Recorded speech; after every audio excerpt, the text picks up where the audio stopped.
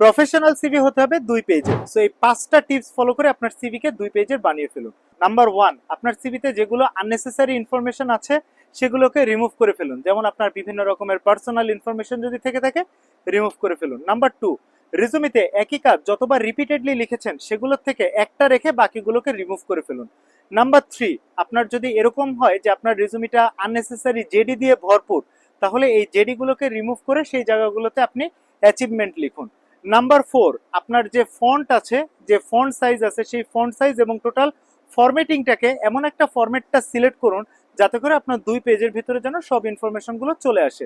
Number 5, আপনি যেই জবের জন্য অ্যাপ্লাই করছেন ওই জবের ওই সার্কুলারের সঙ্গে যেই যেই ইনফরমেশনগুলো মিল রয়েছে সেই ইনফরমেশনগুলোকে হাইলাইট করুন এবং বাকি ইনফরমেশনগুলোকে ফেলে দিন। এই 5টা টিপস ফলো করলে আপনি 2 পেজে কিন্তু আপনার রিজুমিটাকে লিখতে পারবেন। আর CV, career, job interview related যেই কোনো তথ্য, যে কোনো সহযোগিতার জন্য কর্পোরেট আজকের সাথেই থাকুন।